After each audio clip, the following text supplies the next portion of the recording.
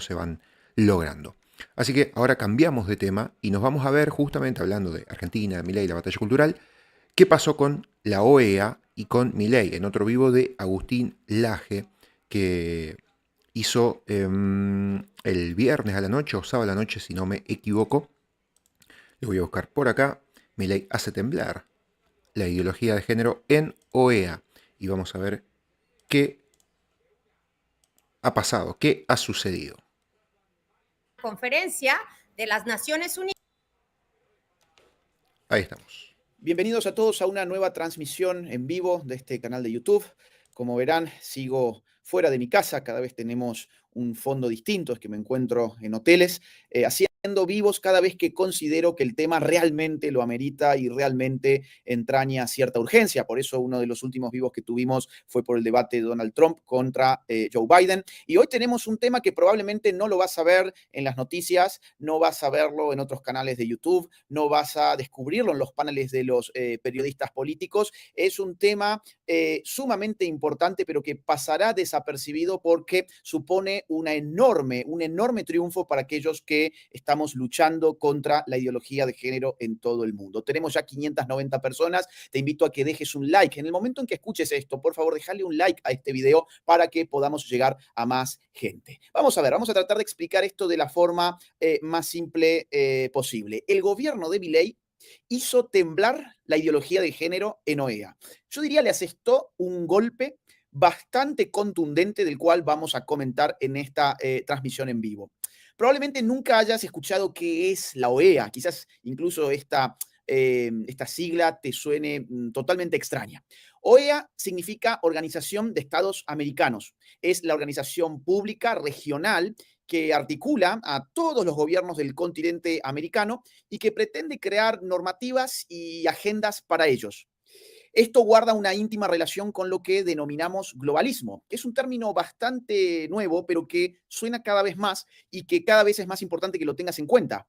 ¿Qué es el globalismo? Bueno, el globalismo es una forma del poder político que se basa en la erección de instituciones que no son estatales, que son supraestatales y que empiezan a gobernar por sobre los estados nacionales. Allí donde creíamos que el Estado nacional era la autoridad política máxima, empezamos a ver que se construyen, que se erigen, que se levantan, que surgen una serie de organismos que son apátridas, es decir, que no tienen patria, que no tienen pueblo, que no son democráticos, que no son republicanos y que sin embargo empiezan a construir agendas, empiezan a dictaminar derechos, a los cuales los llaman derechos humanos, por supuesto, y que empiezan a presionar para que los gobiernos del planeta cumplan con determinadas agendas ideológicas. Pues bien, la OEA es en América, yo diría probablemente, la más importante organización globalista. Y acaba de tener lugar la Asamblea General de la OEA, que se reúne una vez por año. Es el evento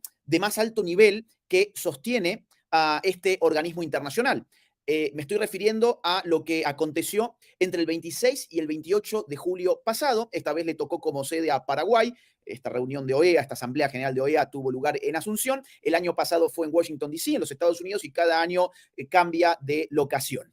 Allí los lobbies de la ideología de género hicieron hasta lo imposible para imponer a todas las naciones americanas su perversa ideología, pero acaba el punto de este video, el gobierno de Milei al parecer ha frenado en seco esta intentona. Le ha propiciado un golpe bastante significativo del cual vamos a conversar. Pero para conversar sobre esto tenemos a una experta en la materia del otro lado a la que le vamos a dar ingreso. Me estoy refiriendo a Neidy Casillas, que es vicepresidente de Asuntos Internacionales del Global Center for Human Rights, una ONG que se dedica a, entre otras cosas, a hacer un seguimiento muy minucioso sobre cómo avanzan las instituciones y los aparatos globalistas sobre la soberanía de las naciones. Es una experta en todo lo que tiene que ver con ONU, Agenda 2030, OEA, organismos de derechos humanos y demás, y ella ha estado en Asunción en los días mencionados, con lo cual ha sido testigo de todo lo que ocurrió allí y va a comentarnos cómo el gobierno de Javier Milei le ha, insisto, dado un golpe tremendo a la agenda de la ideología de género. Bienvenida, Neidy, a este canal. Gracias por tu tiempo. Hola, Agus, muchísimas gracias por la invitación y por la oportunidad de transmitir esto, que como bien dices, no lo van a escuchar en los medios, no lo van a ver en los periódicos. Bueno, aunque ya comentaremos, creo que este año está siendo un poco la decepción. Bien, te cuento, tenemos 2000 personas en vivo. A estas personas les vamos a invitar a que nos dejen un like, a que además nos comenten en el chat desde dónde nos están mirando. Todo esto nos ayuda muchísimo a poder dinamizar el algoritmo y que esta información llegue a más gente. Lady, empecemos por lo general. ¿Qué pasó en estos 3 días en la asamblea de la OEA? Bueno, Agustín, en estos 3 días creo que lo más importante, lo más relevante es que reafirmamos que la Organización de Estados Americanos, mejor conocida como OEA, es en realidad el escenario donde la batalla cultural se está librando. Vimos en estos días cómo hubo un estironeo de varios en un proceso de negociación, que vamos a explicar a qué me refiero, pero un estironeo entre los países por incluir lenguaje, que es lenguaje progresista, para tratar de avanzar una agenda cultural que, como tú decías en un principio, no tiene nada que ver con los pueblos, porque estos organismos no tienen un territorio, no tienen una población, ¿no? Se están adueñando de todos nosotros de alguna forma y a través de estos organismos, pues, se está intentando esta nueva forma de colonización, este gobierno globalista, como tú bien lo explicaste. Ha habido entonces varias negociaciones y para eso tiene lugar la Asamblea General, tengo entendido. ¿Qué son estas negociaciones? ¿En qué consisten y qué se intentó impulsar esta vez? Bueno, estas negociaciones, Agustín, cada año lo que estos organismos hacen, de hecho yo siempre trato de compararlo con un parlamento, es parecido al trabajo de un congreso, para los que no están tan familiarizados. Bueno, pues son comisiones, funcionan por comisiones y una vez que tienen ciertos proyectos aprobados, lo pasan al pleno. En los organismos internacionales, las negociaciones son una mesa redonda en donde los países se sientan a discutir legislación internacional, es decir, le llaman ellos resoluciones, que son instrumentos que utilizan para redefinir nuestras leyes nacionales. Ellos saben que viniendo al Congreso Nacional no van a poder avanzar sus agendas porque van a tener la oposición, tanto de las personas como incluso de los miembros. Se te fue el audio, se te acaba de salir el audio. Ahí está. Incluso te decía que ellos saben que no la ganan porque van a ir en contra de la gente que va a saber qué es lo que está sucediendo sobre la mesa, pero también de tantos legisladores que todavía son conscientes y defienden los valores de su pueblo. Bueno, estos organismos, en cambio, nadie está presente, nadie los está observando y entonces la izquierda progresista pues ha utilizado esto como un instrumento para de manera oculta redefinir nuestra legislación nacional. Es decir, en estas negociaciones se ponen en el centro, digámoslo, proyectos de ley para que la gente se pueda familiarizar con ello y en estos proyectos se empiezan a meter lenguaje, que el lenguaje, como tú sabes, Agustín, es todo. Lenguaje es como hoy en día se nos impuso esta agenda de la ideología de género, empezó por una palabra, que era género, y así fue impuesta en una conferencia de las Naciones Unidas por primera vez y desde ahí se lanza al mundo. Entonces, estos organismos internacionales son indudablemente los escenarios donde se libran las batallas culturales. Y cuando hablamos de Latinoamérica, pues es justamente esta Organización de Estados Americanos. La negociación, por supuesto, se lleva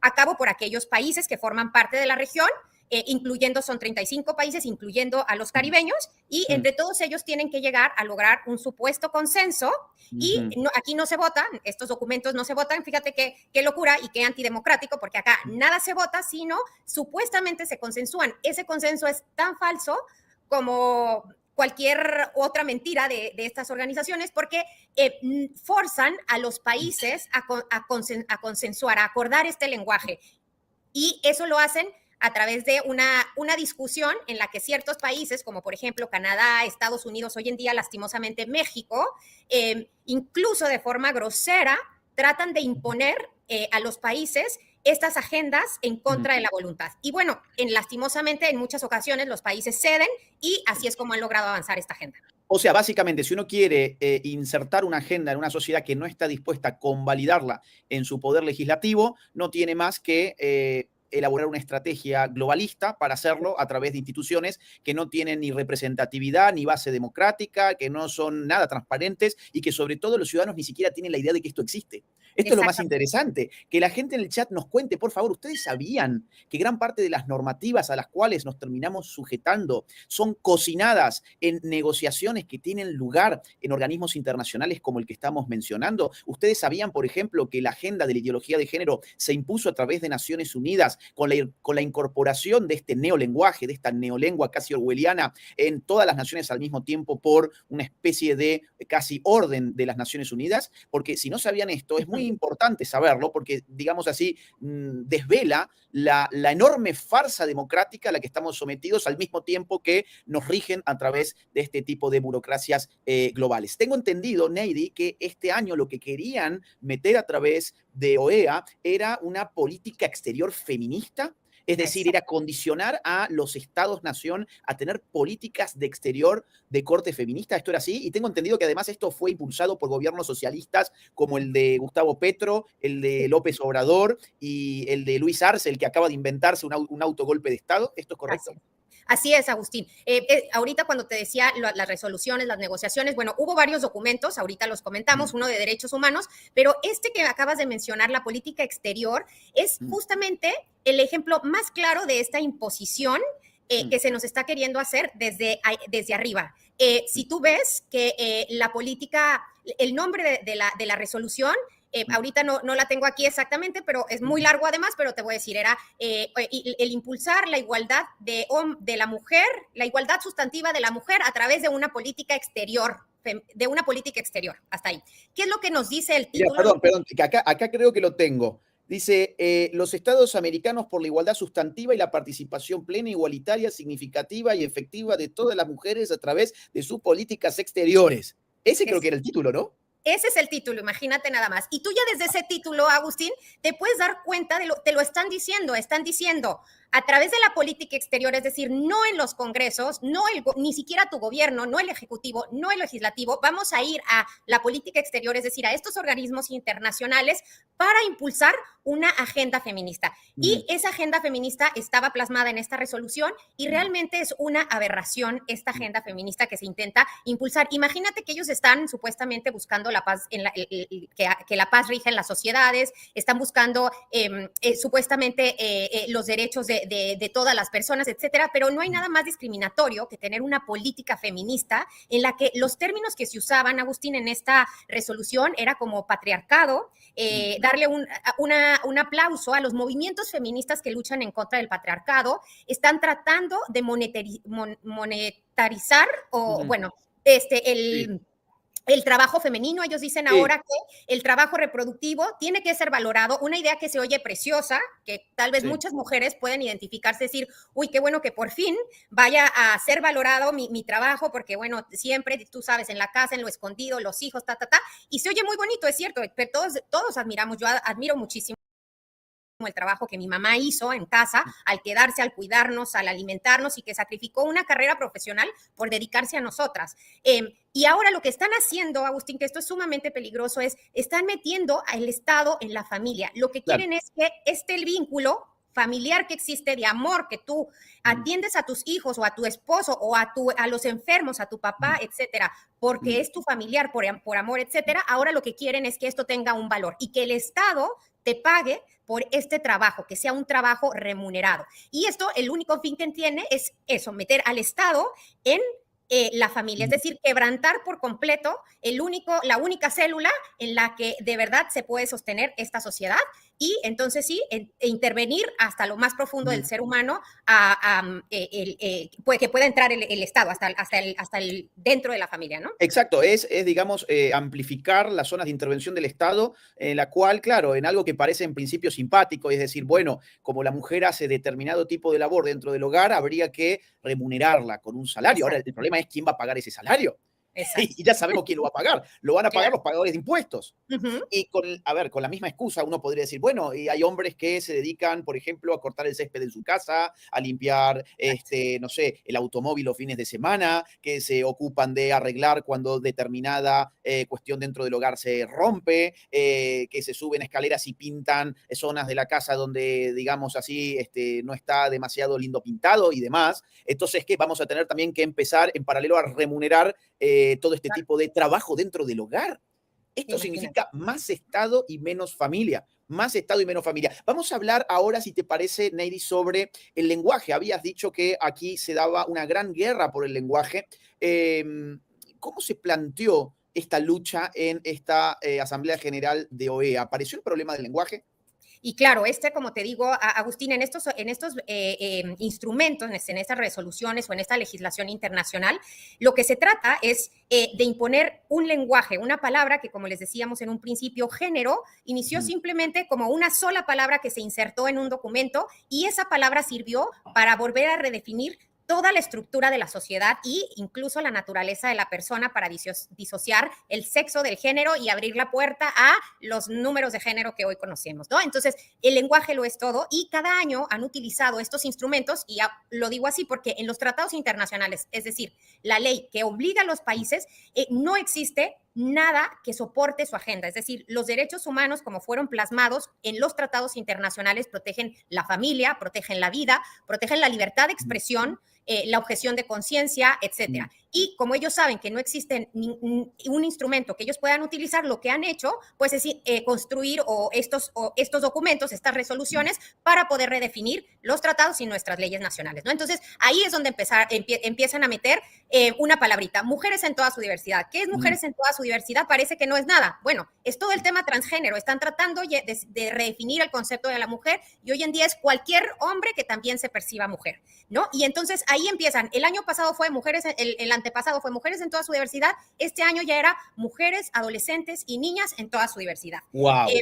El otro lenguaje que es muy usado, derechos reproductivos. Sí. Derechos reproductivos no es otra cosa más que aborto. Sí. Familia, familias, etcétera. Lo más increíble de todo esto, Agustín, y aquí es donde entramos al tema realmente que hoy queremos tratar y dejar en este programa, pues es que por fin hubo un gobierno que se animó, Agustín, y creo que este es un triunfo. Yo tengo 15 años asistiendo trabajando en organismos internacionales y viendo estas negociaciones. En 15 años, ni en Naciones Unidas ni en OEA había visto lo que viví en esta Asamblea General, en la que por fin un gobierno volvió a poner en debate y a cuestionar todo este lenguaje que era un lenguaje hegemónico. Nadie se atrevía hoy en día a cuestionar la perspectiva de género. Claro. El gobierno de Milei tuvo el valor de hacerlo, Agustín, trajo sobre la mesa incluso un concepto que, como bien explicaron en ese proceso, decían, tenemos que lograr no una perspectiva de género, pero una perspectiva de vulnerabilidad, es decir, una perspectiva que tiene un aspecto mucho más amplio, más inclusivo. Si de verdad queremos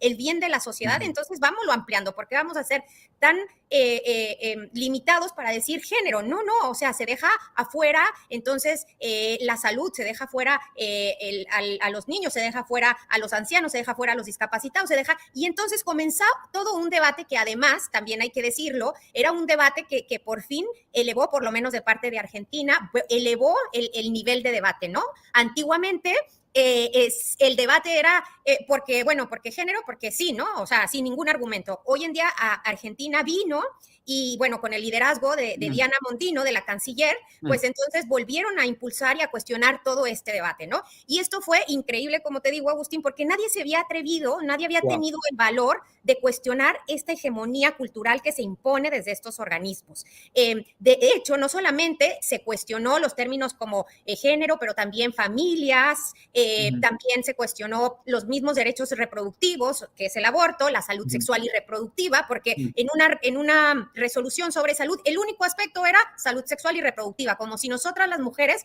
fuésemos únicamente un aparato reproductor y no tuviéramos corazón o otras cosas de las cuales pudiéramos enfermarnos, que de hecho, totalmente.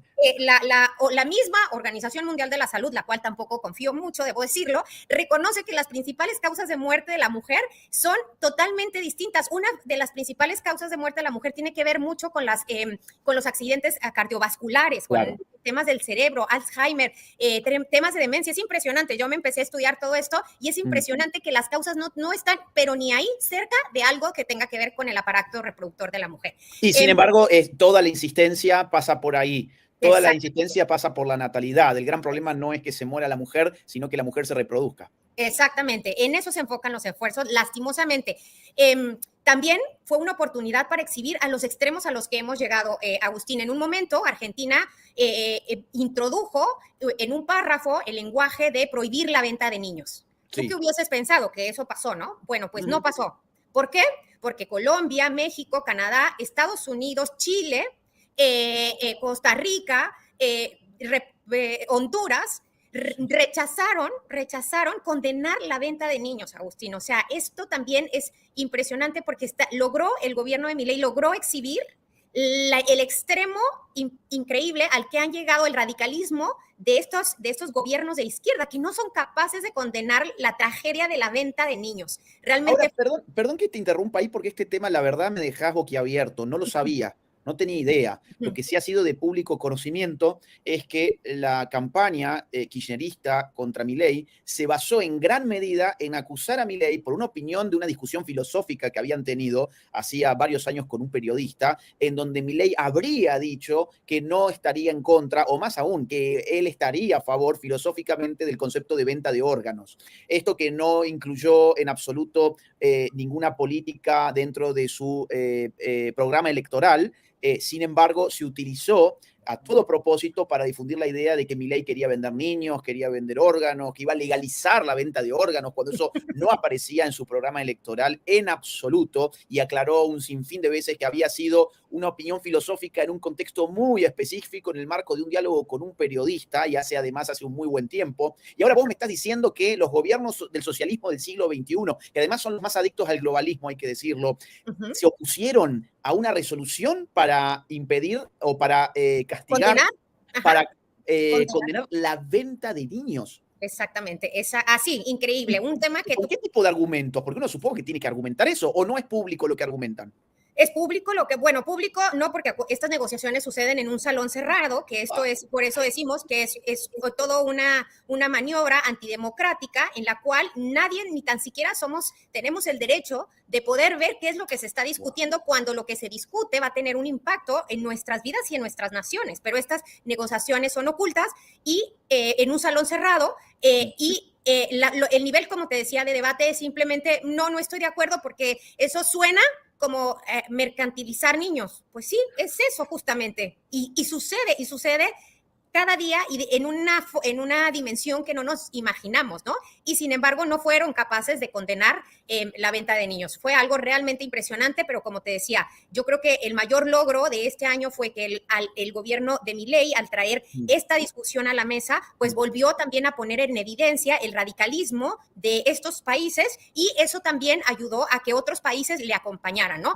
Paraguay, que también debe de admirarse porque todo el tiempo se mantuvo muy firme, sobre todo hubo unos discursos tremendos por parte del vicecanciller, del canciller, del mismo presidente, en los cuales defendían y cerraban diciendo en un Paraguay la vida, la familia y la soberanía se defienden, ¿no? Entonces realmente fue muy bueno también el liderazgo de Argentina, porque logró unir la voluntad de otros estados, como por ejemplo el Paraguay, a El Salvador. El poner esta discusión sobre la mesa también desató que otros países se molestaran y se subieran al barco, ¿no? O sea, los países caribeños no podían creer que estaban escuchando a los otros países decir no nos oponemos a esto. Entonces, realmente fue un debate muy interesante, un debate histórico, yo te digo, porque nunca nadie se había atrevido a volver a cuestionar todo este lenguaje. Y creo que el cuestionarlo y el que se debata la locura de lo que está sucediendo es un gran triunfo. Y tú decías, no hay mucha prensa. Bueno, ahora, por lo menos acá, ha habido varias piezas, y de hecho, La Política, Política 12, me parece, un diario así argentino, ha estado de forma... Página 12. Página 12. Página 12 ha estado de forma constante atacando, de hecho, el actuar del gobierno de Milei en esta asamblea, porque ahí Acá, de hecho, tengo una de estas notas que ha salido en la prensa para mostrar el saludable miedo a los antiderechos. Exactamente. Salió por última hora, el saludable miedo. Dice, la OEA es considerada la Asociación Regional de Naciones más antiguas del mundo. Desde hace más de una década, la defensa de los derechos humanos ocupa el centro de una discusión ideológica que ha venido debilitando el sistema de protección internacional. Bueno, nada, por ahí dice, ve al siguiente, ahí dice, en esta ocasión la delegación paraguaya. Acá está, exacto. Dice, en esta ocasión la delegación paraguaya disfrutó de una aliada aún más reaccionaria, la Argentina. Milei estableció líneas políticas radicales contra los derechos de casi todas las comunidades, diversidad sexual, mujeres, pueblos originarios, discapacitados, etc. Hasta el punto de poner en entredicho incluso resoluciones aprobadas hace años con consenso internacional. Se opusieron a la inserción de los textos de las palabras malditas género, población LGBTI, cambio climático, racismo, criminalización social y similares. O sea, que el gobierno de Argentina se haya opuesto a esto significa que el consenso fue roto. Entiendo que además acá no hay votación, sino que tenía que llegarse a un consenso, ¿cierto? Exactamente. Y eso también fue muy importante porque Argentina y Paraguay también muy claramente levantaron la voz para decir acá no hay consenso. Perú, una intervención de una chica de Perú excelente en la cual de manera contundente les dijo, esto no es en consenso, esto es imposición. Ustedes nos quieren forzar a adoptar una serie de cuestiones que no aceptan nuestros pueblos, que van en contra de nuestra legislación y que no vamos a seguir aceptando, ¿no? Al punto que fue tan fuerte la discusión que Canadá terminó retirando parte del lenguaje que había incluido, que eso es muy fuerte. Canadá, nadie le cuestionaba, decía, quiero esto y todos iban tras de él, mucho porque Canadá pone una cantidad de plata tremenda para imponer esta agenda. Canadá, claro, yo diría que hoy en día es el mayor colonizador, incluso por encima de los Estados Unidos, ¿no? Canadá es el que está poniendo toda esta plata y ver que Canadá tuvo que sacar su propuesta fue, yo creo que para mí, un dulce que no había tenido en hace mucho tiempo. Entonces, Neidy, vamos a ver, ¿cuáles han sido entonces las alianzas? Por un lado, supongo que Canadá, Estados Unidos, los países socialistas, Colombia, México, Chile, supongo también. Sí, exactamente, Brasil, Honduras un papel tremendo, un papelón tremendo, mejor dicho, sí. Porque el nivel de discusión encima de lo más básico, México, que lastimosamente también un radicalismo tremendo de la embajadora de México, pues eran básicamente ellos los que hacían eco a su voz, ¿no? Empezaba uno y comenzaban los demás a decir apoyo, apoyo, y por el otro lado teníamos pues a Guatemala, teníamos a Paraguay, teníamos a Perú, teníamos a Argentina, por supuesto. También teníamos a varios de los países caribeños que habían estado también o que se unieron y que te decía como impresionados del radicalismo al que se han llegado, y ellos también son pueblos que son muy firmes en sus valores y que no les gusta por ningún motivo que los menosprecien o que traten también de imponerles estas agendas. Así que creo que se envalentonaron todos, el nivel de discusión subió y eso logró que, bueno, se salieran llorando los zurdos, ¿no? Eso lo podemos decir. ¿Se podría haber logrado esto sin tener un gobierno como el de Milei? Yo sé que es media contrafáctica la pregunta, pero claro, vos has estado siempre en la Asamblea General y sabés los resultados de todos los años, has estado todos los años allí. Yo creo que no se hubiese podido lograr sin Milei. No creo que Milei de verdad vino a darle la vuelta al debate, como lo ha hecho con muchas otras causas, rechazar, cuestionar la Agenda 2030.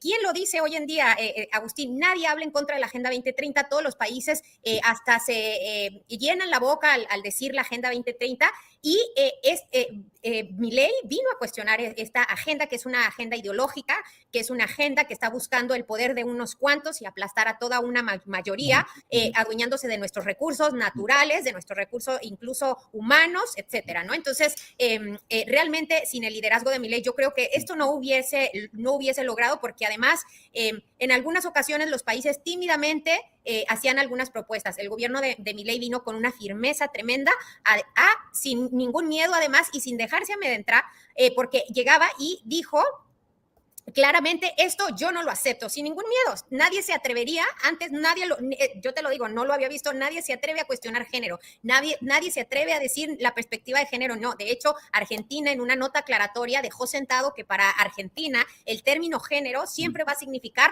hombre y mujer. Claro. Entonces, esto realmente que, pues sí, marcó una vuelta tremenda. Están muy preocupados la izquierda, y estas notas, como la que ya presentabas, pues lo muestra. Nos dicen religiosos, fundamentalistas, antiderechos y todos estos adjetivos que, bueno, tú tienes muy conocidos, Agustín, pero que a nosotros no nos importa lo que nos nombren. Nosotros sabemos qué es lo que defendemos, estamos muy claros, y qué bueno que un gobierno tenga el valor de plantarse de esa forma y que pueda ser un líder en la región en la que le dé la vuelta a la locura en la que nos estaba llevando la izquierda progresista que gobierna en muchos de los países de la región. Creo que en esto de la batalla del lenguaje, con lo que abrimos este diálogo, es cada vez más claro que las personas sienten cada vez menos miedo de que les llamen extremistas, fundamentalistas, medievales, religiosos, conservadores y todas esas verdaderas palabras malditas que son las que han utilizado a todo propósito para silenciar las voces opositoras, creo que ya se han convertido en un cliché, en un lugar común y la gente cada vez las teme menos. Vamos a hacer, Neidy, un ping-pong muy rapidito, así, para ver qué han hecho otros países dentro de lo que vos has podido ver. Ya tenemos muy claro que de un lado teníamos a países como Argentina, Paraguay, algunos países caribeños. Por otro lado estaba Estados Unidos, Canadá, Brasil, México, Honduras, Chile, Colombia, pero hay otros países que no hemos mencionado, por ejemplo, El Salvador. Claro, me olvidé del Salvador. ¿Cómo se posicionó El Salvador? Así, no, en corto, porque te voy a tirar otros países más. Buenísimo. No, El Salvador fue impecable también. De hecho, El Salvador, justo en esos días, el presidente Bukele sacó una orden en la que iban a despedirse a todos los funcionarios que estuvieran promoviendo estas ideologías en los ministerios. Así que de forma muy firme también rechazó. De hecho, fue liderazgo. Vamos a decir que cada uno de los países, para darles crédito, tuvieron un liderazgo en algún tema, ¿no? El del Salvador fue definitivamente el aborto. Ellos fueron quienes encabezaron el tema de eliminar derechos reproductivos y gracias también a la firmeza del gobierno y por supuesto unidos con los demás en coalición en fuerza, pues pudieron rechazar también este lenguaje. Excelente, mira, vamos a mostrar de hecho el tuit al cual te referías, acá está Nayib Bukele, esto fue hace muy poquitos días, muy interesante, escuchen bien, en estos momentos el nuevo ministro de Cultura procederá a la destitución de más de 300 empleados del ministerio, quienes promueven agendas que no son compatibles con la visión de este gobierno. Un gobierno, recordemos, elegido por el 85% de los salvadoreños. Sigue así. Además, ahorraremos fondos públicos en el proceso. La gente eligió un cambio y ese camino vamos a tomar. Medicina amarga. O sea, básicamente, traducido al lenguaje llano, expulsaron a las feministas, a los militantes de la ideología de género y a los aborteros de nada menos que el Ministerio de Cultura del Salvador.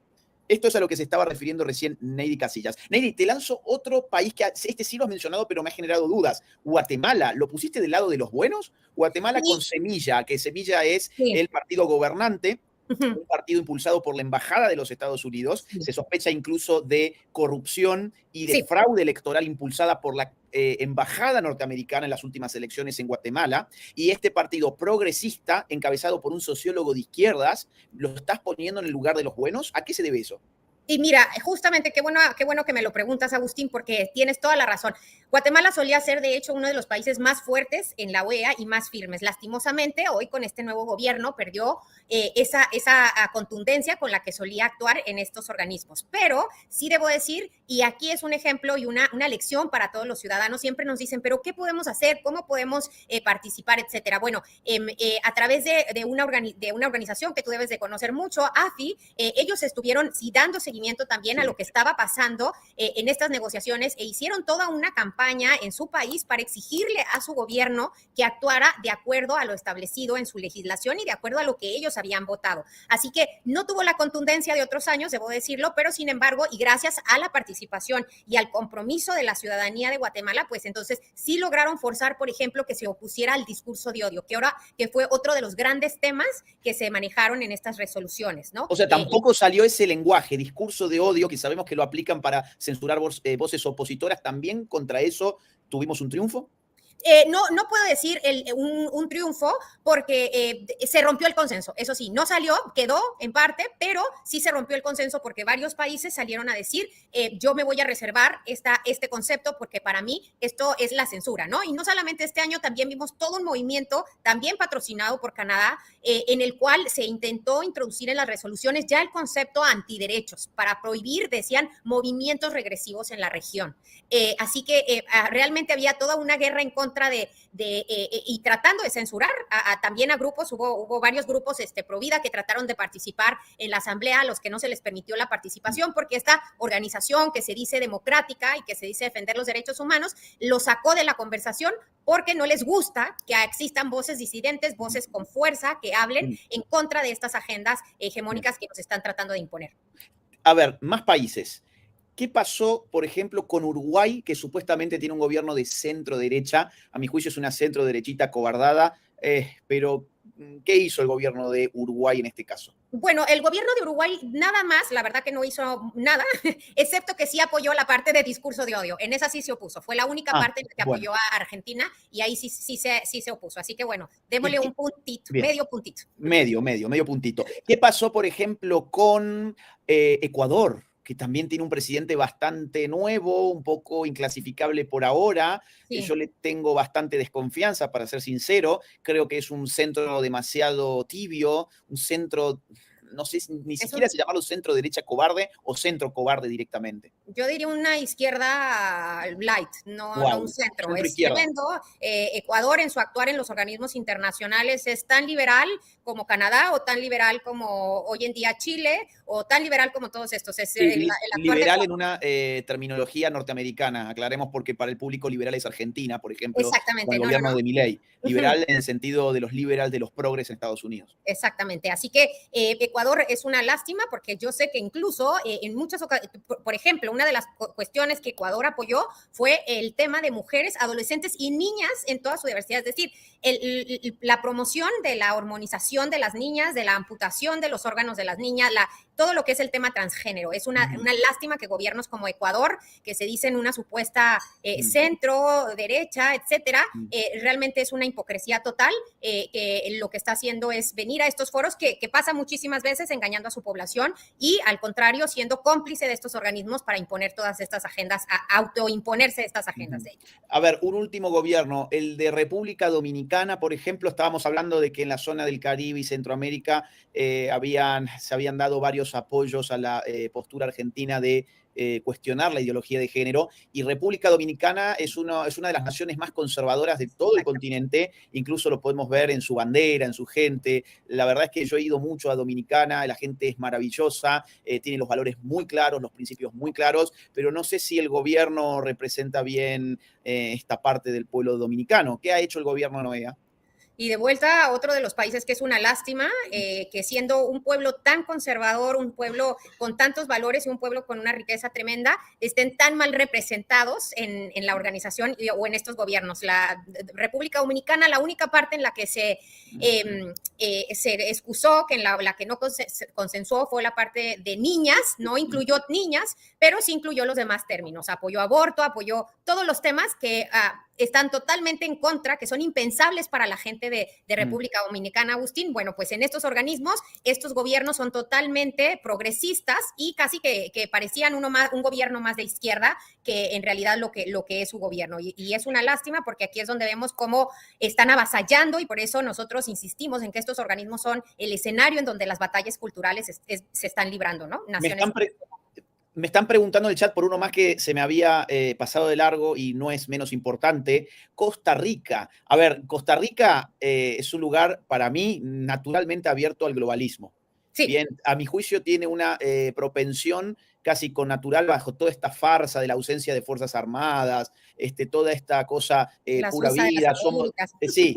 A ver, perdona a los amigos de Costa Rica, he ido mucho a su país, no solo San José, sino varias zonas del país. Conozco bastante la realidad de Costa Rica y permítanme que yo les diga, pero mi opinión es esa. Costa Rica, de los países de Centroamérica, es el país más abierto al globalismo, lamentablemente, por varias razones que no voy a entrar ahora porque esto sería muy largo, pero supongo que la posición del gobierno también debe haber sido a favor de los globalismos dentro de OEA, ¿no? Exactamente. En esta ocasión fue un poco callado, pero llegó un momento en el que no sé qué pasó, que empezaron con todo a apoyar toda la agenda, Agustín, todo. Discurso de odio de manera abierta, lo apoyaron. El tema de las mujeres en toda su diversidad lo apoyaron. El tema de derechos reproductivos, o sea, abortos, se quedaron callados. Es decir, estos países como República Dominicana, como Costa Rica, como Ecuador es totalmente de izquierda, pero Panamá, por ejemplo, estos países no se quedan callados, o cuando nos va bien se quedan callados, y cuando no, son quienes llevan incluso quienes hacen eco a las voces de estos países progresistas, que son totalmente lo opuesto a sus culturas, a sus valores, a su gente, y es una tristeza pues también ver este actuar, ¿no? En el caso de Perú habías comentado que también tuvo una posición aguerrida junto con Argentina y con Paraguay, ¿cierto? Sí. Perú, la verdad que tuvo una participación excelente este año, una defensa tremenda, sus diplomáticos de forma muy contundente también hablaron sobre los temas defendieron todos los temas como en contra de los transgénero, etcétera, y sobre todo a mí me encantó que tanto Perú, Paraguay como Argentina y El Salvador hicieron o levantaron una voz muy contundente para defender la soberanía de sus países, que nadie les iba a venir a imponer esta agenda, ¿no? En Paraguay, por ejemplo, el vicecanciller, como te decía, y el canciller dieron unos discursos tremendos en donde enfatizaron la soberanía y la independencia del Estado de Paraguay, ¿no? Entonces, eso, pues yo, sin ser paraguaya, nada más de verlo, me daba orgullo de ver la contundencia con la que hablaban, ¿no? Y, bueno, por supuesto, también ellos sobre todo defendían vida, familia, pero también pues tuvieron un gran triunfo este año el gobierno de Paraguay, que es otro de los grandes triunfos que se dieron en esta Asamblea General. También Perú, ambos presentaron candidatos a la Corte Interamericana de Derechos Humanos, candidatos que son juristas, grandes juristas, de hecho hay que decirlo, son grandes juristas y no activistas, lo que significa que hoy en día la Corte Interamericana de Derechos Humanos, que es una corte de activistas, casi que una ONG, que más que una corte, hoy en día está en un proceso en el cual con 2 jueces, pues entonces se va a poder equilibrar por lo menos un poco más, y creo que estos 2 jueces van a venir a redefinir todo o a volver a traer a la mesa también en el debate lo que dice la legislación y dejarse de inventar nuevos principios y nuevos derechos que nunca fueron contemplados por los estados y que están totalmente fuera de lo que de lo que es el marco jurídico de esta Corte. Tenemos solo 5 minutos más. Algo más de información sobre la Corte Interamericana. Son 7 jueces en total. No había ningún juez de esos 7, según te entiendo, que no haya sido parte de las agendas globalistas. Ahora, de esos 7, en esta ocasión se habrían nombrado 2, entiendo, que serían contrarios a la agenda globalista.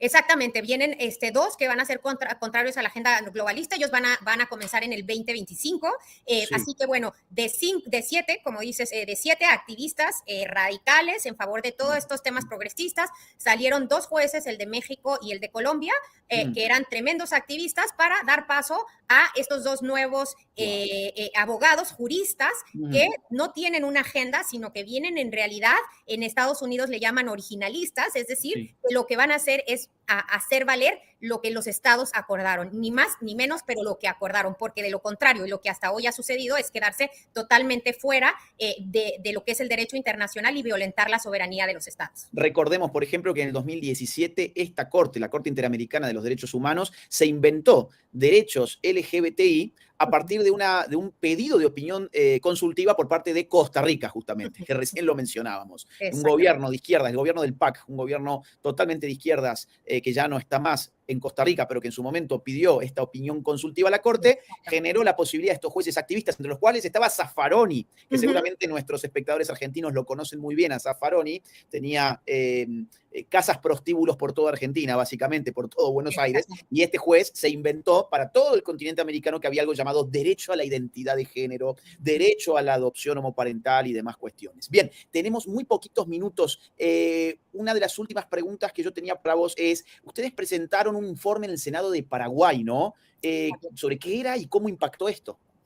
Bueno, este informe, Agus, tú te acordarás que nosotros sacamos hace un poco menos de 2 años un informe sobre el financiamiento de estos organismos para mostrar cómo estos organismos que se dicen defender los derechos humanos y se ponen como autoridades que exigen a los estados ciertas cuentas, ellos son los primeros que no tienen una rendición de cuentas y que están utilizando dinero, que están siendo financiados por ciertas organizaciones para imponer ciertas agendas. Es decir, no reciben el dinero simplemente para el buen funcionamiento de una corte, que no estaría tan mal, pero reciben el dinero con un concepto concreto. Quieren el dinero para que se avancen ciertas causas y así es como lo han venido haciendo. Así que nosotros con el primer informe, nuestra finalidad era advertir y y corregir, hacer un llamado a que corrigieran esta situación, porque esto les hace perder credibilidad, pero en ese sentido no tuvimos mucho éxito, porque analizando los informes más recientes vemos cómo se sigue dando esta situación. Una corte que está totalmente manipulada por organizaciones y que son las que en realidad están impulsando estas agendas. Tuvo impacto el paso de ustedes entonces por Paraguay, entiendo, ¿no? Es decir, animaron a los estados a que se opusieran a las agendas globalistas. Y tenemos también que reconocer a Diana Mondino, ¿no? Es decir, claro, la canciller argentina, que al fin y al cabo, el gobierno está liderado por Javier Milei, pero finalmente la que toma la decisión de enfrentar estas agendas globalistas en OEA es Diana Mondino. Exactamente, y bueno, también el personal de Cancillería, ¿no? Los diplomáticos que estuvieron ahí dando la pelea y que estuvieron horas y horas, fueron días de más de 12 horas sin comer, sin dormir, y que estuvieron ahí al frente, pues dando la cara y dejando el nombre de Argentina en grande. Así también la canciller, incluso en alguno de sus discursos, claramente dejó o se pronunció en favor de la vida y de la libertad de las personas. Así que tuvo un actuar excelente, pues como tú dices, encabezado por Milei, pero por supuesto, concretamente a Diana Mondino en el tema de Cancillería, y pues también todos los diplomáticos y expertos que fueron parte de todo este equipo que se puso al frente y que, pues, como te decía, dejó el nombre de Argentina muy en alto.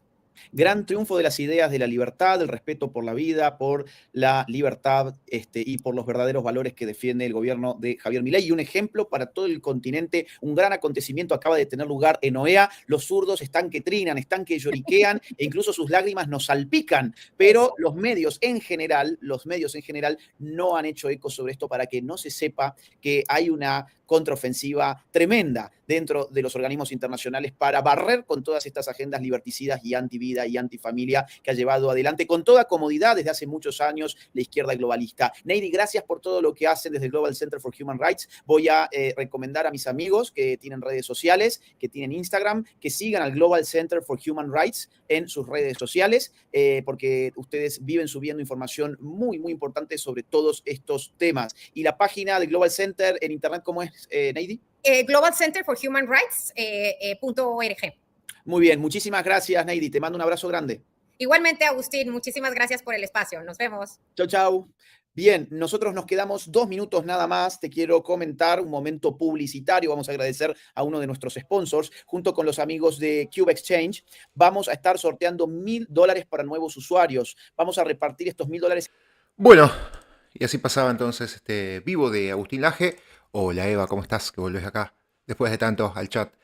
El vivo de Agustín Laje hablando sobre la posición de Argentina y de Diana Mondino, la canciller de Javier Milei, en la OEA, la Organización de Estados Unidos, en esta reunión, en esta convención que se ha realizado. Y bueno, lo más decepcionante son todos los otros países que ahí decía Neidy que se han mostrado muy tibios o, en su defecto, apoyando medidas globalistas y socialistas, feministas y aborteras, sobre todo. Pura vida, bien, me alegro. Todo bien por acá, haciendo bastantes vivos en este horario, ahora que me queda más cómodo, y bueno, después subiendo los videos. Bueno, como les digo, interesante posición de Argentina, como ya sabemos, Javier Milei, un hombre de nueva derecha, firme en sus convicciones, no se va a tirar para atrás en ninguna de esa situación, no engaña a su electorado, como sí lo hemos escuchado de otros países, como por ejemplo Costa Rica, como por ejemplo también Noboa en Ecuador. Así que bueno, bien ahí por Javier Milei, por Diana Mondino, la canciller. Y bueno, esta es una lucha de continuar. Como dijimos antes en la parte donde vimos las elecciones en Francia, la batalla cultural, todavía hay que seguir dándola porque no se ha ganado nada y esto es continuo. Nunca acaba, nunca tiene fin. Bueno, para el próximo programa de mañana nos queda ver todo lo de Nicolás Márquez, la conferencia que dio, la entrevista o la charla que tuvo con Cristian Iturralde sobre los 50 años de la muerte de Perón.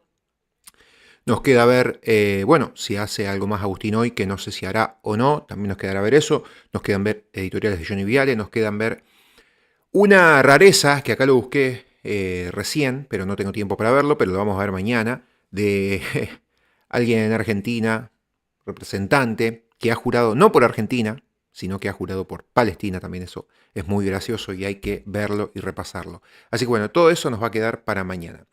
Gracias a todos los que estuvieron acá en vivo. Cerramos este programa número 73 y nos vemos mañana con el programa 74. Espero que anden muy bien. Y bueno, nos veremos en otro programa. Y Joaquín está, bueno, bastante ocupado con temas nuevos de trabajo y digamos así que es conferencista ahora, o por lo menos está incurriendo en algo de eso y bueno, se va a sumar a medida que pueda. Igualmente yo le dije que haga videos igualmente por su parte, pero bueno, no está queriendo, no está pudiendo, no está encontrando el momento. Así que abrazo grande, nos vemos mañana y bueno, ahora ya en breve me pongo a subir los videitos cortados. Abrazo grande y hasta la